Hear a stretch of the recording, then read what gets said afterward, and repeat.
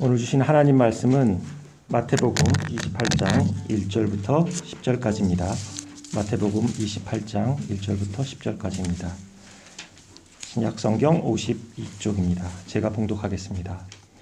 안식일이 다 지나고 안식 후 첫날이 되려는 새벽에 막달라 마리아와 다른 마리아가 무덤을 보려고 갔더니 큰 지진이 나며 주의 천사가 하늘로부터 내려와 돌을 굴려내고 그 위에 앉았는데 그 형상이 번개 같고 그 옷은 눈같이 희거늘 지키던 자들이 그를 무서워하며 떨며 죽은 사람과 같이 되었더라. 천사가 여자들에게 말하여 이르되 너희는 무서워하지 말라. 십자가에 못 박히신 예수를 너희가 찾는 줄을 내가 아노라. 그가 여기 계시지 않고 그가 말씀하시던 대로 살아나셨느니라. 와서 그가 누우셨던 곳을 보라. 또 빨리 가서 그의 제자들에게 이르되 그가 죽은 자 가운데서 살아나셨고 너희보다 먼저 갈릴리로 가시나니 거기서 너희가 배우리라 하라. 보라, 내가 너희에게 일렀느니라 하거늘. 그 여자들이 무서움과 큰 기쁨으로 빨리 무덤을 떠나 제자들에게 알리려고 다름질할세 예수께서 그들을 만나 이르시되 평안하냐 하시거늘. 여자들이 나아가 그 발을 붙잡고 경배하니 이에 예수께서 이르시되 무서워하지 말라. 가서 내 형제들에게 갈릴리로 가라 하라. 거기서 나를 보리라 하시니라. 아멘. 할렐루야. 아멘. 예수님께서 부활하셨습니다. 예수님께서 죽음을 이기시고 다시 사셨습니다. 예수님께서 죽음을 이기고 생명으로 바꾸셨습니다. 길고 힘들었던 사순절이 지나고 부활절 아침이 되었습니다. 저는 부활절 맞으니까 너무 마음이 기쁘고 좋습니다. 여러분은 어떠십니까? 좋습니까? 예, 감사합니다. 이 기쁘고 즐거운 또 영광스러운 주님의 부활에 참여해 주신 주님께 감사하면서 이 첫 부활절 아침에 어떤 일이 있었는지 또 그 부활절의 그 의미가 무엇인지 오늘 말씀으로 함께 나누어 보겠습니다. 예수님께서 십자가에 죽으신 그 금요일이 지나고 또 유대인의 안식일인 토요일이 지나고 그 다음날 아침, 오늘 같은 일요일 아침이었습니다. 이른 새벽에 막달라 마리아와 다른 마리아 두 사람이 예수님 무덤을 향해 달려가고 있었습니다. 이 막달라 마리아와 이 다른 마리아는 예수님이 살아계실 때 따라다니면서 같이 사역을 도왔던 여인들입니다. 예수님께서 십자가에서 죽으실 때 그 멀리서 바라볼 수밖에 없었던 그 아픈 마음을 가지고 지금이라도 내가 예수님 무덤에 찾아가서 그 몸을 만지면서 향품을 발라드리라 하는 마음을 가지고 그 가슴에 향품을 품고 이른 새벽에 예수님 무덤을 향해 달려갔습니다. 이 여인들은 이해할 수가 없었습니다. 그렇게 선하시고 그렇게 능력이 많으신 예수님께서 어떻게 그렇게 쉼없이 십자가에 죽으셨고 왜 죄인으로 몰렸는지 이해할 수가 없었습니다. 그러면서 이 여인들은 더 이상 우리 곁에 없는 그 예수님을 생각하면서 슬픈 마음으로 무덤을 향해 갔습니다. 무덤 가까이 가보니까 자신의 걱정과는 달리 그 무덤 문이 활짝 열려 있는 것입니다. 그리고 가까이 가서 보니까 웬 낯선 하얀 빛 같은 옷을 입은 한 사람, 천사가 있었습니다. 이 막달라 마리아랑 이 다른 여인은 그 천사를 보고 너무 놀랐습니다. 너무 두려웠습니다. 그렇게 놀라고 두려워하는 이 두 여인에게 천사가 말합니다. 무서워하지 말라. 십자가에 못 박힌 예수를 찾는 줄을 내가 아노라. 정말 이 막달라 마리아와 이 다른 여인, 이 마리아는 십자가 못 박혀 죽으신 예수님을 만나러 왔습니다. 십자가에 죽으셔서 온몸을 칭칭 이 베옷으로 감긴 그 예수님을 만나기 위해서 무덤에 찾아왔습니다. 근데 그 천사가 그런 여인들에게 또다시 말합니다. 그가 여기 계시지 않고 다시 살아나셨느니라. 와서 그 누운 데를 보세요 라고 말씀하는 겁니다. 정말 이 두 여인이 예수님이 누우신 그곳을 보니까 예수님은 안 보이고 예수님 몸을 감쌌던 것 같은 이 베옷만 예수님 누운 그 자리에 이렇게 있는 것입니다. 이 두 여인은 믿을 수가 없었습니다. 예수님이 어디 가셨지? 어디 가셨지? 그런 의심과 두려운 마음이 일었습니다. 그러나 예수님께서는 죽음을 이기시고 다시 살아나셨습니다. 예수님은 생명이고 부활이십니다. 예수님은 생명 자체이십니다. 우리 만물에게 생명을 나누어 주시는 생명의 근원이십니다. 예수님은 죽음을 모르시는 분이십니다. 그러나 잠깐 우리 인간들을 사랑하셔서 우리 인간이 되셔서 사람으로 오셔서 우리 죄값을 대신해서 그 죄값을 대신한 값으로 잠깐 죽음을 맛보셨던 것입니다. 그런 예수님께서는 다시 살아나셨습니다. 이 살아나셨다고 하는 살아났다라고 하는 이 헬라어 단어는 에게 이르라고 하는 단어입니다. 이 단어는 살아났다라고 하는 에게 이로라는 단어 안에는 어떤 뜻이 있냐면 일어나다, 또 회복되다, 또 대항해서 싸우다, 또 구덩이에서 끌어올리다 이런 의미가 있습니다. 그러니까 예수님께서는 살아난다는 그 말씀 뜻대로 죽음에서 다시 일어나셨습니다. 그리고 죽음에서 생명으로 회복되셨습니다. 그리고 자기를 묶고 있던 죽음의 권세와 대항하고 싸우셔서 죽음의 권세를 깨트리셨습니다. 그리고 우리를 영원히 죄값으로 영원히 죽음의 멸망에 떨어져서 살 수밖에 없었던, 영원한 죽음으로 떨어질 수밖에 없던 우리를 그 죽음의 구덩이에서 끌어올리셨습니다. 이것이 바로 예수님이 가진 생명의 의미인 것입니다. 예수님은 우리의 죽음을 생명으로 바꾸시고 생명의 기쁨으로 바꿔 놓으셨습니다. 이 사도 바울은 이 기쁨이 얼마나 큰지 이렇게 외쳤습니다. 유진 피터슨이라고 하는 그 메시지 성경에 의하면 고전 15장 55에서 56절에 보면 이렇게 번역해 있습니다. 생명이 죽음을 삼키고 승리를 거두었다. 오 죽음아, 누가 최종 결정권을 쥐었느냐? 오 죽음아, 이제 누가 너를 두려워하랴? 이렇게 외쳤습니다. 더 이상 죽음은 두려워할 것이 못 된다 라고 사도 바울은 외치고 있는 것입니다. 저는 이 말씀을 준비하면서 정말 제 마음에 기쁨이 일었습니다. 새롭게. 와, 예수님께서 나의 죄값을 다 짊어지시고 죽었다가 다시 살아나셨구나. 나는 드디어 죽음에서 해방되었고 죽음에서 자유를 얻었구나. 나의 죽음은 생명으로 바뀌었구나. 막 이런 기쁨이 막 희열이 내 안에 올라왔습니다. 그런데 어느 순간에 하나님께서 제 마음을 툭 건드리셨는데 어떤 거냐면 제가 가지고 있던 생각을 건드리셨습니다. 그게 뭐냐면 제가 평소에 죽음에 대해서 가진 생각이었습니다. 저는 가끔 죽음을 떠올리면 어떤 때는 괜찮았는데 어떤 때는 이게 두려움이 일었습니다. 그러면서 하나님께서 지금 네가 가지고 있는 두려움에 대해서 죽음에 대해 두렵게 느끼는 마음이 합당한가? 이런 질문을 저에게 던지셨습니다. 여러분은 죽음을 생각하면 또 주위에서 죽음을 경험하는 것을 보면은 어떤 생각이 드세요? 나는 죽음이 하나도 안 들어. 한 번 두려워 본 적이 없어. 라고 말하실 분이 계실까요? 없을 수도 있겠지만 이 헬링턴이라고 하는 분이 이렇게 얘기했습니다. 나는 결코 죽음을 두려워 본 적이 없다고 말하는 사람은 겁쟁이거나 거짓말하는 사람이 분명하다. 이렇게 얘기했습니다. 그러니까 우리 인간 안에는 본성적으로 죽음에 대한 두려움이 있는 것입니다. 이 죽음에 대한 두려움은 어디에서 왔냐면 바로 죄에서 왔습니다. 아담과 하와가 죄를 범함으로 우리한테 인간 안에 죄가 들어왔고 이 죄는 죽음을 낳았습니다. 이 죽음은 죽음으로 끝나는 것이 아니라 하나님 심판으로 이어지는 것입니다. 그래서 우리가 인간이 죽음을 두려워하는 것입니다. 그러니까 사람들 중에는 야 심판이 어딨냐라고 말하는 사람도 사실은 그 속사람은 그 영혼은 심판이 있다는 걸 알기 때문에 죽음을 두려워하는 것입니다. 저도 죽음을 생각하면 이게 두려움을 문득 일면 어떤 생각을 해서 이걸 덮어버렸냐면 인간이니까 당연히 연약한 인간이니까 당연히 두려워하는 거겠지. 또 아니면 한 번도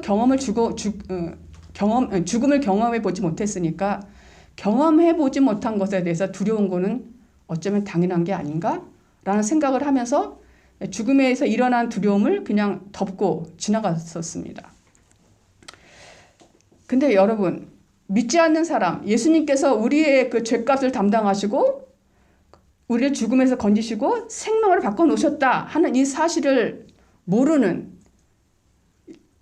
비신자들은 죽음을 두려워할 수 있는 게 어쩌면 당연합니다. 그러나 이 사실을 알고 있는 우리 예수를 믿는 자들이 계속 이 삶 속에서 심각하든 심각하지 않든 이 죽음에 대한 두려움을 가지고 사는 것이 과연 합당한가 하는 문제입니다.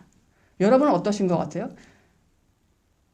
예수님은 나의 죽음을 생명을 바꿔놓으셨는데 이미 그것을 2000년 전에 다 이뤄놓으셨는데 내가 문득문득 죽음을 생각하거나 죽음을 보면서 두려운 마음을 가지고 사는 게 이게 합당한가 하는 것입니다. 예수님께서는 그 십자가의 죽으심과 부활로서 이뤄놓으신 그 사실 중에 하나를 뭐라고 설명하시냐면 히브리서 2장 15절 이렇게 말씀하셨습니다. 또 죽기를 무서워함으로 한평생 매어 종로로 타는 모든 자들을 놓아주려 하심이라. 사람들이 죽기를 무서워해서 죽음에 위축되어 사는 거라는 거예요. 내가 언제 죽지? 언제 죽을까 봐? 여러분 그 사람이 어떤 큰 병에 걸리거나 사고가 나면 두려워하는 이유는 사고 자체나 병이 두려운 것이 아니라 그 병의 결과로 사고 자체로 내가 죽을까 봐 두려워하는 거 아니에요? 그러니까 인간은 성경에 말씀하신 것처럼 인간은 죽기를 두려워하고 죽을까 봐 위축되어 사는 거예요. 그래서 예수님께서는 그것에서 우리를 구해주시기 위해서 십자가에 죽으셨다라고 성경에 말씀하고 있습니다. 그러니까 이 말씀을 다시 말하면 내가 이미 이루어 놓았으니 너희들은 더 이상 죽음을 두려워하지 말아라. 지금부터 영원히 죽음을 두려워하지 말고 살아라 하는 말씀이 이 메시지 속에 있는 것입니다. 이럼에도 왜 죽음에서 자유케 되었다. 예수님이 우리를 죽음에서 건져주셨다라고 하는 것을 믿는 왜 우리가 문득문득 죽음에 대한 두려움을 느끼고 살아갈까요? 두 가지로 생각해 볼 수 있겠습니다. 하나는 예수님께서 십자가에 죽으시고 부활하셨다는 이 사실 자체를 아직 그러니까 그것이 나를 위한 것, 나의 죄값을 다 사하시고 죽음에서 자유케 하셨다는 이 사실 자체를 내가 아직 개인적으로 받아들이지 못한 것입니다. 우리가 맨날 우리를 위하여 십자가 죽으셨다고 말하니까 나라고 하는 의미가 많이 약해지는 것 같아요. 근데 사실은 예수님 십자가에 죽으신 것은 나를 위해 죽으신 거예요. 십자가 죽음에 부활하신 것은 곧 나를 위해 부활하신 거거든요. 이게 예수님 십자가 죽으신가 이 부활이 다 나와 연결되고 나의 것이라 믿어지는 그 믿음이 절대적으로 필요한 거예요. 이게 만약에 없으면 개인화되지 않고 내 개인적으로 내면화되지 않으면 어떤 문제가 생기냐면 결국 내 죄는 아직까지 해결되지 않은 상태로 남아있는 거예요. 예수님은 믿는 자에게 구원을 주신다고 말씀하셨는데 그 아직 개인적으로 내가 믿지 못하고 확실히 받아들이지 못한 상태라고 하면은 아직 내 죄 문제는 해결되지 않은 겁니다. 그래서 죽음에 대한 두려움과 심판의 두려움을 본성적으로 갖고 있는 그걸 그대로 내가 갖고 있게 되는 거죠. 만약에 여러분들 중에 이런 상황에 계신 분들이 계시다면 꼭 십자가의 죽으심이 다른 사람이 아니라 나를 위한 것이고 십자가에서 부활한 것이 다른 사람이 나를 위해 부활했다는 사실을 꼭 믿는 은혜가 있으시기 바랍니다.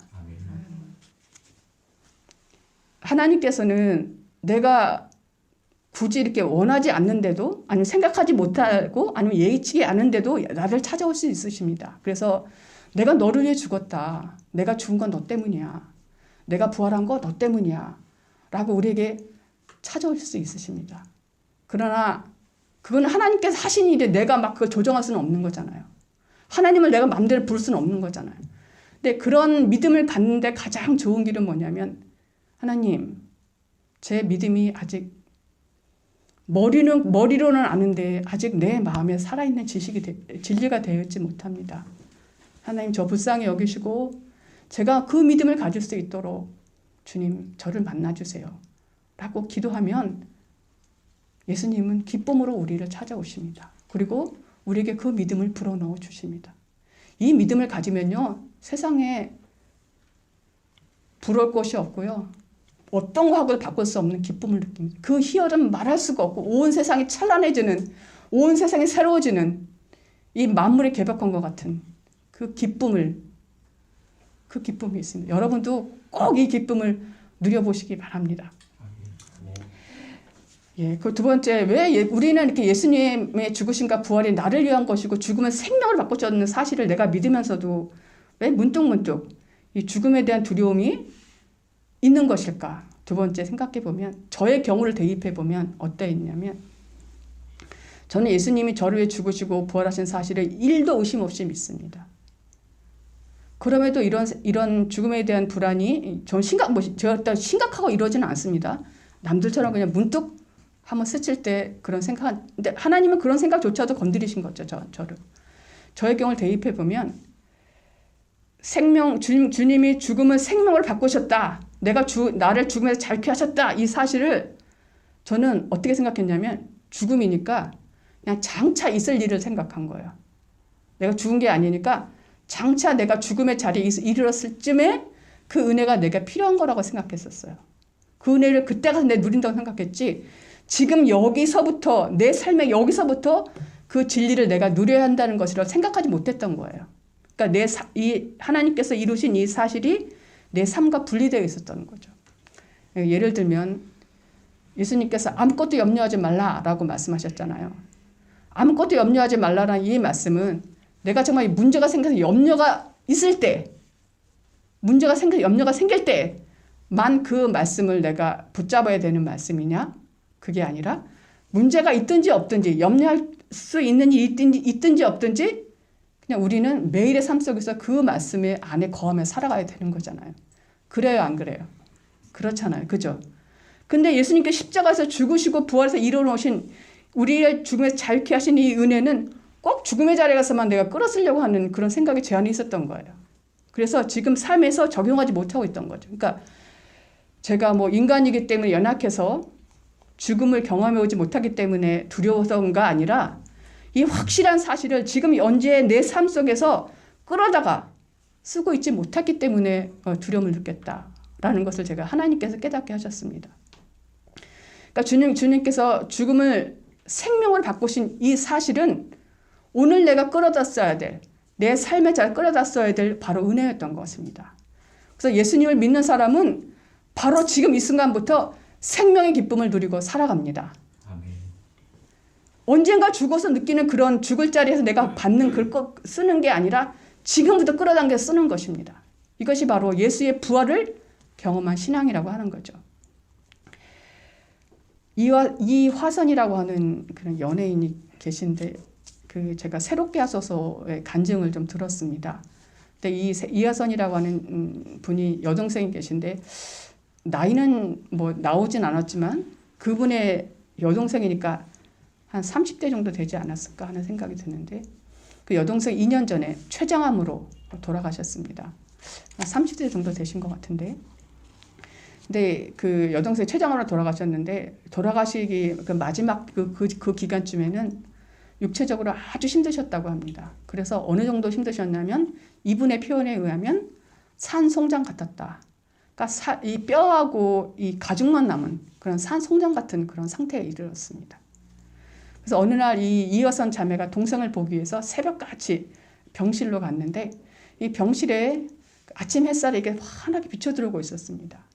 근데 동생이 자기에게 하는 말이 그때 자기가 아주 신기한 경험을 했다고 그래요. 그 이화선 자매가 동생이 이렇게 말하더랍니다.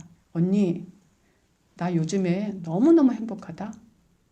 이 기쁨은 말로 표현할 수 없는 기쁨이야. 이 기쁨은 내가 살면서 어떤 일을 성취해서 오는 그 기쁨과는 비교할 수 없는 저 가슴 깊은 곳에서부터 올라오는 뜨거운 기쁨이야.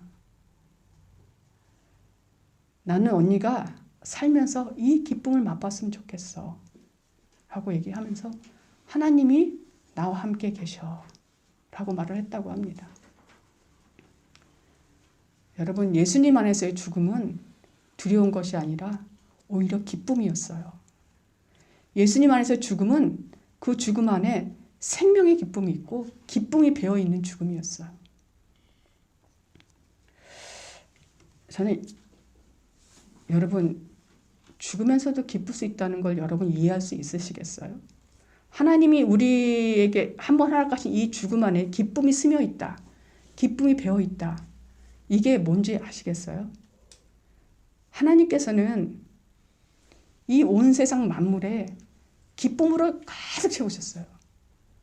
제가 아까 예수님 처음 만나면 이 세상이 완전히 달라지는 이 흔들리는 나뭇잎 하나가 완전히 새로워진 완전히 살아서 춤추는 것 같은 반짝반짝 빛나는 이 너무나 아름다운 그 경험을 했다고 했잖아요.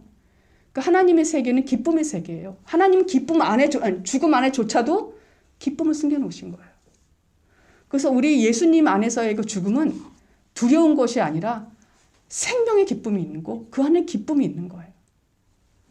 그래서 지금부터 그 기쁨을 끌어다 쓰는 거예요. 끌어다 사는 거예요.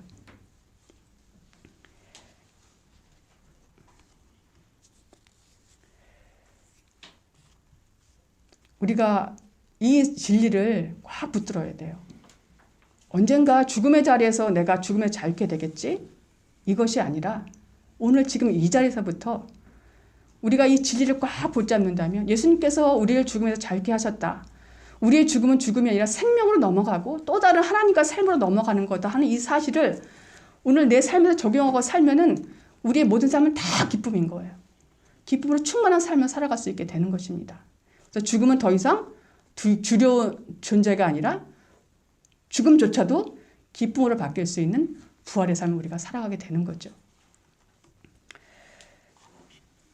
여러분, 예수님의 부활을 경험한 신앙은 지금 여기서부터 죽음을 이기고 기쁨으로 살아가는 것입니다. 여러분, 부활 신앙으로 살아가시겠습니까? 네. 예수님의 부활 소식을 전한 천사가 이렇게 말했습니다. 7절에 보면 또 빨리 가서 그의 제자에게 이르되 죽은 자 가운데서 그가 살아나셨고 너희보다 먼저 갈릴리로 가시나니 가서 너희를 배우리라 하라. 천사가 예수님의 부활 소식을 전한 다음에 빨리 가서 제자들에게 예수님 살아나셨고 갈릴리로 가라 라고 전해달라고 부탁했습니다. 이 천사가 그 소식을 그 전가를 부탁받고 제자들에게 막 달려갔습니다. 달려갔지만 예수님의 그 살아나신 게 사실 쉬 믿어지는 일은 아니잖아요.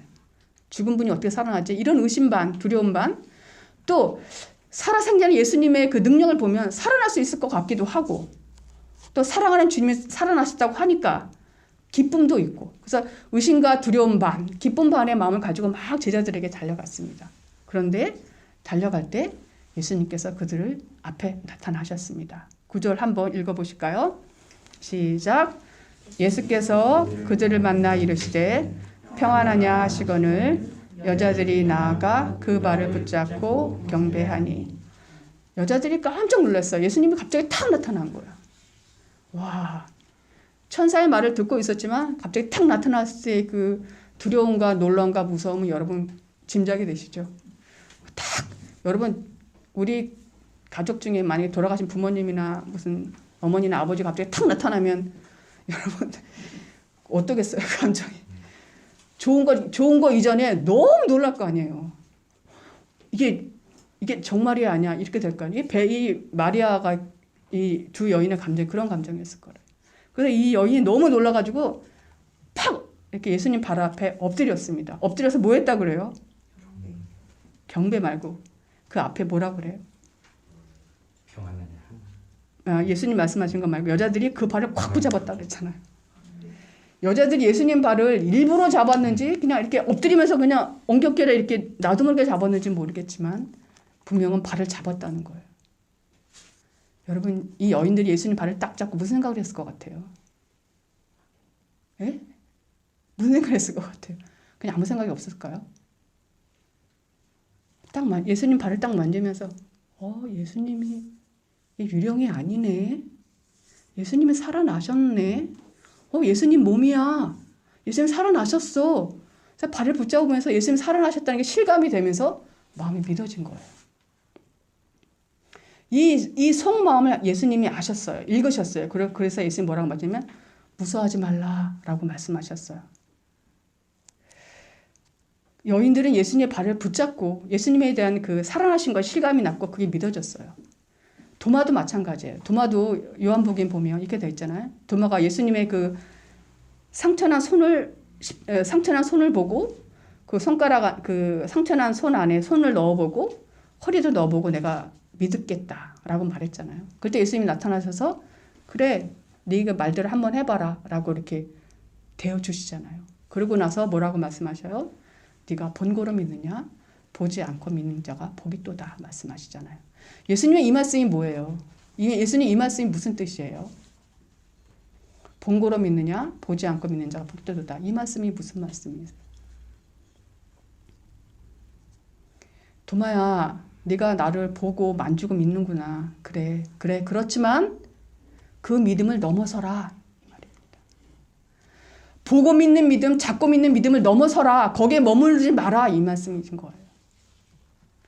예수님의 부활을 경험한 신앙은 보고 믿는 것, 잡고 믿는 것을 넘어서는 신앙입니다. 우리도 이 두 여인처럼, 이 도마처럼 뭘 자꾸 붙잡고 잡고 보이고 뭘 얻는 것에서 예수님을 자꾸 만나려고 하고, 그렇게 해주시면 예수님이 나를 사랑하고 나와 함께 계신 걸 믿으려고 하는 경향이 우리 안에 있어요. 만약 그렇게 안 돼주시면 나를 사랑하지 않는 것 같고 나와 함께 계시지 않는 것 같고, 또 심하면 예수님이 안 계신 것 같은 그런 의심까지 넘어가는 게 우리거든요. 근데 예수님께서는 그래요. 뭐 자꾸 믿고 부활 믿는 그 믿음, 그것도 예수님이 인정하시죠. 그러니까 도마에게 그래 만져봐라 하시는 거 아니에요? 그 믿음을 인정하시지만 거기에 머물지 말고 넘어서라 이렇게 말씀하시는 것입니다. 그러니까 보지 않고도 믿고 잡히지 않고도 예수를 믿는 믿음으로 나아가라 이렇게 말씀하시는 것입니다. 제가 며칠 전에 산책을 이제 하고 내려오는데요. 저와 나란히 또 어떤 할아버지와 손자가 이렇게 산책길을 같이 내려오게 됐는데, 그 두 사람의 대화를 제가 듣게 되었어요. 근데 손자가 할아버지한테 뭐를 좀 사달라고 그랬나 봐요. 그랬더니 할아버지가 그래요. 야, 나 그거 돈 없어. 나 그거 사주려면 나 팔아야 돼. 할아버지 사세요. 이래야 돼. 그랬더니 손자가 나 할아버지 안 팔아요. 그럼 할아버지 못 보잖아요. 그러는 거예요. 그 할아버지가 그 마음이 너무 기특하셨는지 손자가 초등학교 1, 2학년, 2, 3학년밖에 그냥 어린 손자예요. 그리고 할아버지가 그 말을 듣고 마음이 기특하기도 하시고 또 이렇게 못 사주는 게 마음이 걸리셨는지 아니야, 내가 너 원하는 거 다 사줄 거야. 그때 손자가 뭐라 그랬는지 알아요? 나 같으면 뭐라 그랬을 것 같아요? 여러분 같으면 뭐라 그랬을 것 같아요? 그래 사줘! 이랬을 것 같은가요? 네? 이 손자가 뭐래요? 나 할아버지 안 팔아요. 저는 되게 감동했어요. 무슨 그 장면이 하나님께서 저에게 보여주기 위해서 뭐 연출한 장면 같은데 그런 내적 감정 너무 느꼈어요. 그 어린 아이가 그 말이 한마디가 뭐야? 나 할아버지 안 팔아요. 이 말이 무슨 뜻이에요? 할아버지 나 다 필요 없어요. 할아버지면 돼요. 이거잖아요. 할아버지가 나한테는 최고예요. 할아버지가 초등학교 1, 2학년이면 할아버지가 사주는 것으로 좋아하고 할아버지가 사주는 것으로 할아버지가 나를 사랑하네. 이걸 느낄 나이잖아요. 그런데 그 초등학생밖에 안 되니까 나 할아버지 안 팔아요. 나 할아버지만 돼요. 라고 하는 그게 너무 놀라웠어요. 마치 예수님과 성숙한 신앙을 가진 이렇게 신도와의 대화 같은 그런 느낌을 제가 받았습니다. 예수님의 부활을 믿는 신앙, 이 신앙은 더 이상 잡히는 것을 예수를 믿고 보는 것을 예수를 믿는 신앙이 아니라 보지 않아도 믿고 잡히지 않아도 믿고 얻지 못해도 믿는 그 신앙으로 넘어가는 것입니다. 이것이 바로 부활신앙이고 부활을 경험한 신앙입니다. 우리가 이 부활신앙으로 살아가야 할 것입니다. 예수님께서 두 여인에게 부탁하셨습니다. 10절을 한번 읽어볼까요? 시작. 이에 예수께서 이르시되 부활하지 말라. 가서 내 형제들에게 갈릴리로 가라 하라. 거기서 나를 보래라 하시니라. 예수님께서 여인들에게 나타나신 다음에 갈릴리로 제자들 오라고 부르셨어요. 예수님께서 부활하시고 제일 먼저 보고 싶은 사람이 바로 제자들이셨어요. 그렇게 자기를 3번이나 부인하고 자기를 버리고 다 도망간 제자가 제일 먼저 보고 싶은 거예요. 저 같으면 나를 만나고 찾아와도 안 볼 것 같아요. 근데 예수님은 오히려 그 제자들을 먼저 찾으셨어요. 예수님의 사랑은 상대의 행동에 따라 좌우되는 사랑이 아니셨어요. 먼저 사랑하셨고 끝까지 사랑하셨고 변함없이 사랑하셨습니다.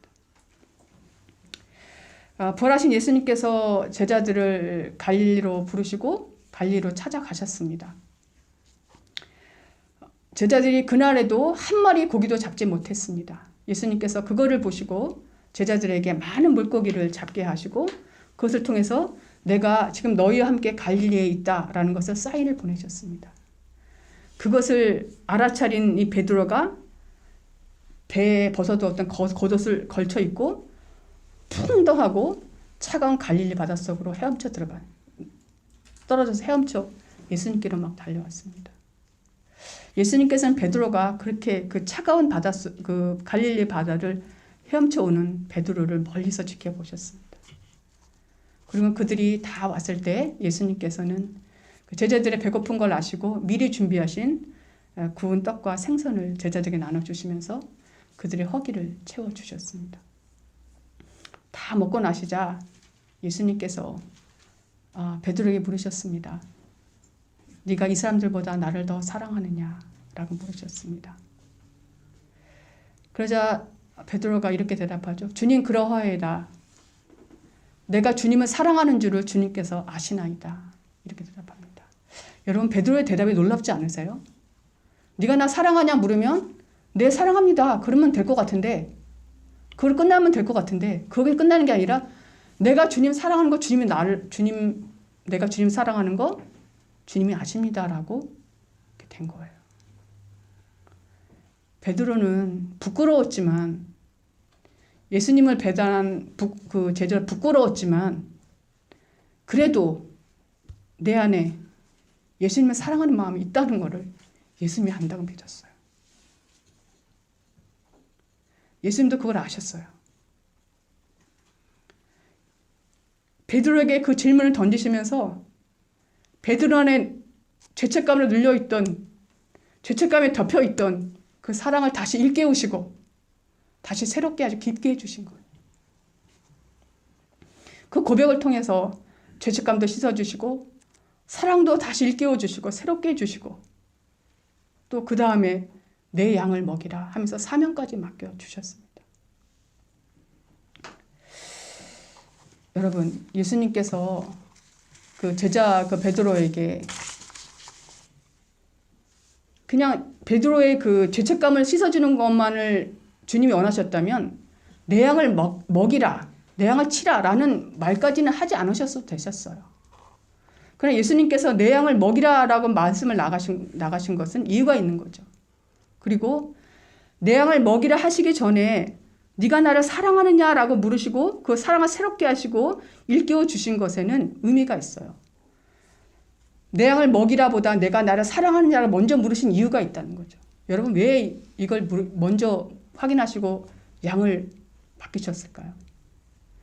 예수님께서는 이제 얼마 있으면 하늘로 승천에 올라가셔야 됩니다.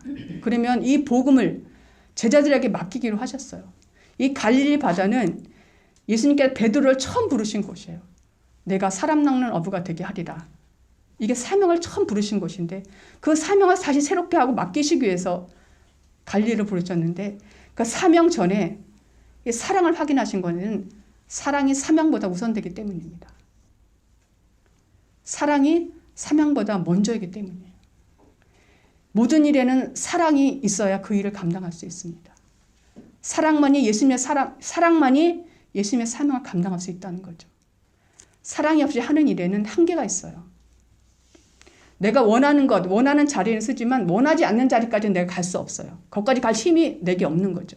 그래서 하나님이 뭐 하라고 하면 하나님 내가 다 하겠는데 이것만은 내가 못하겠어요. 하나님 가라면 다 가겠는데 내가 거기만은 내가 못 가고 하나님 이거 하면 내가 다 드리겠는데 이것만은 내가 못 드려요. 라고 해서 한다 못한다가 내가 내 손에 있게 되는 거죠. 그게 바로 사랑이 없이 하는 일의 한계예요. 그리고 사랑이 없으면 자꾸 거래하려고 그래요. 하나님 내가 이만큼 했으니까 이렇게 해주시길 바라고. 또 뭐 하면 그것을 내 수단 삼아요. 내 유익을 위한 수단을 삼아요. 예수님을. 그러니까 사랑이 없는 일에는 한계가 있는 거예요.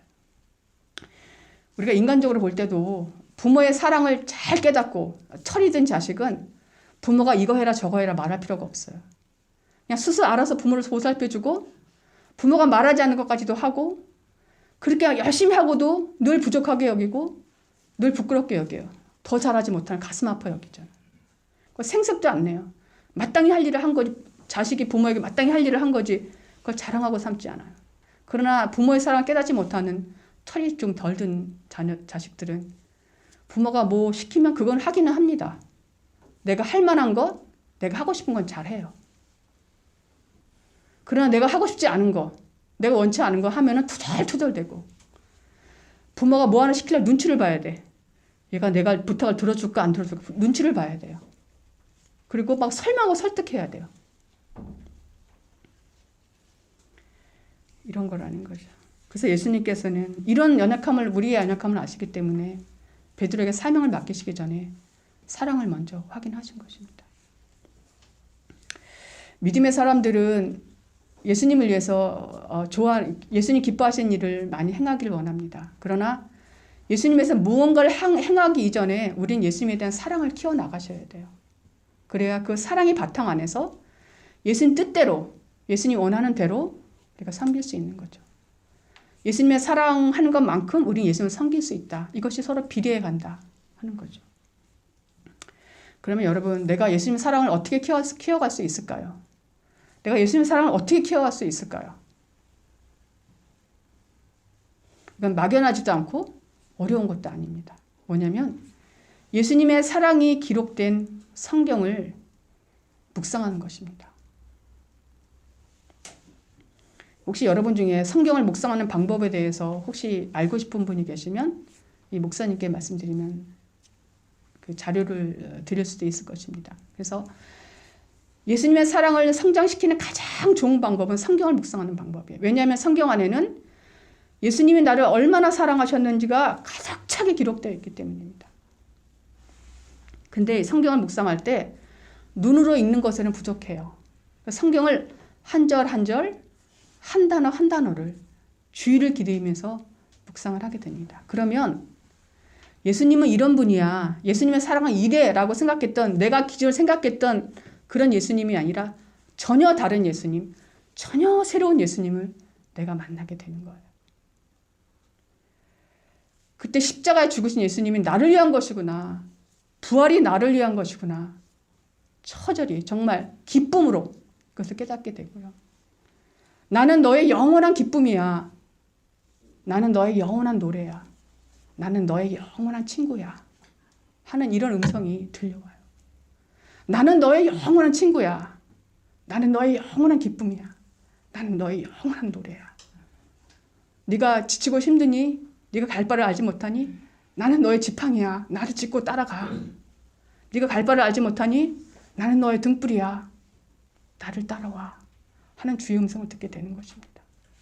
그러면 우리는 예수님의 사랑으로 점점점 우리가 물들어 가게 돼요. 여러분, 배추가 소금에 절여지잖아요. 그것처럼 예수님의 사랑으로 우리가 물들어 가게 되고 절여지게 돼요. 그러니까 지금은 저는 저를 보고 겉절이라고 해요. 겉절이. 겉절이는 소금에 절였지만 많이 살아있잖아요. 근데 이제 김장할 때 배추는 어때요? 푹 절여갖고 소금기만 있지 이 배추에 물이 없잖아요. 물기가 없잖아요. 우리는 그 절여져야 돼요. 예수님 사랑을 절여져야 돼요. 그냥 겉절이로 살면 안 돼요. 겉절이로 살면 예수님을 섬기는 것도 다 그 깊이 들어가면 내 유익이야. 이거 하면 하나님이 내 자식 잘하게 해주겠지? 이거 하면 내 사업 잘하게 해주겠지? 이거 하면 뭐 하겠지?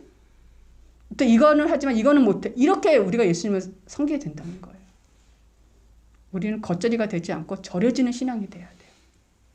이것이 예수의 신앙으로 물드는 거예요. 이것을 가장 좋은 방법은 성경을 묵상하는 거예요. 근데 여러분 중에 그럴 거예요. 아유, 나 그런 것까지 나가고 싶지 않아. 난 이 정도면 충분해. 난 적당히 예수님 저기 있고 나 그냥 뭐 여기 있는 것으로 만족해. 이런 마음이 살짝 드는 분이 계실지 모르겠어요. 이건 뭐냐면요.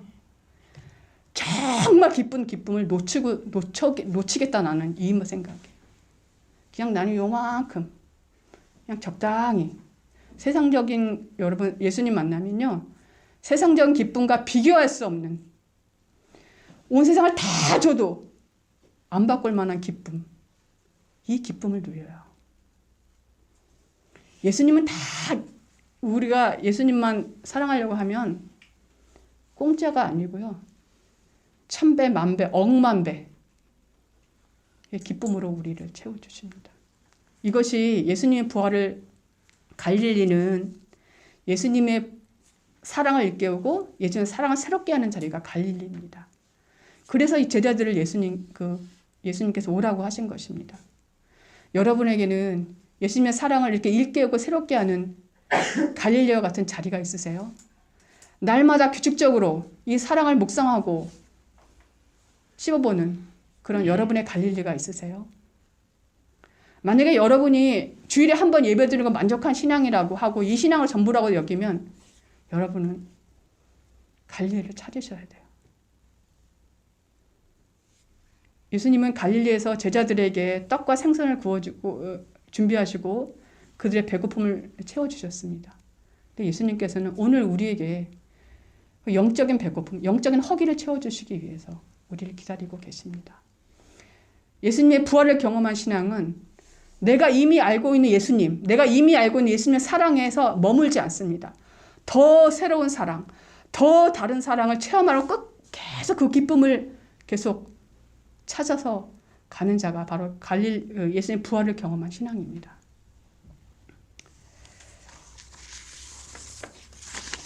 예수님께서 우리 죄를 대신해서 십자가에 죽으시고 부활하셨습니다. 예수님의 죽음은 나를 위한 것이고 그분의 부활도 나를 위한 것이다. 확고하게 믿는 신앙은 이렇게 살아갑니다. 지금 여기서부터 죽음을 두려워하지 않고 살아갑니다. 죽음을 두려워하는 것이 아니라 오히려 주님이 이미 이루신 그 생명의 기쁨, 죽음을 생명으로 바뀌는 그 기쁨을 끌어다가 쓰면서 지금부터 그 기쁨 가운데 살아가는 사람입니다.